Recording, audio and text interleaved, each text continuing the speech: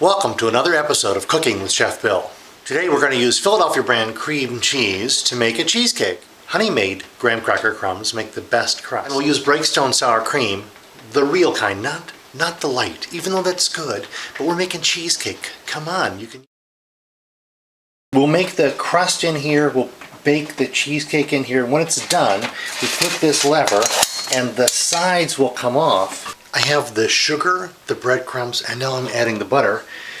So I'll mix this well and then press it firmly into the bottom of the cake pan.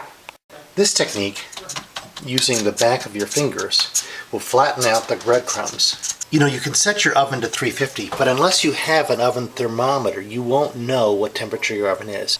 You'll have the cream cheese and the vanilla, and you'll add the sugar. And okay, you need to add a cup of sour cream. So it's important to measure carefully. That's about a cup.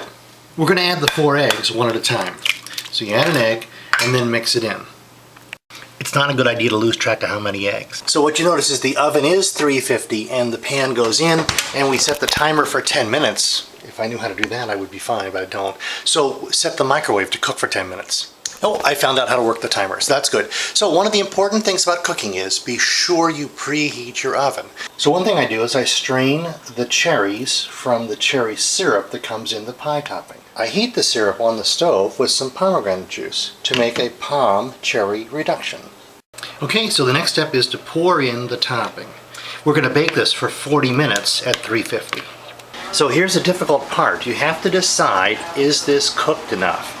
And the center moves a little bit, but the rest of it, Okay, the cherry topping is ready. I'm going to put it in the refrigerator to cool overnight. Okay, and it's done. So I'll let it cool off here, and then I'll put it in the refrigerator and cool it overnight. So it's all done now, except for the eating, and I'll report on that tomorrow.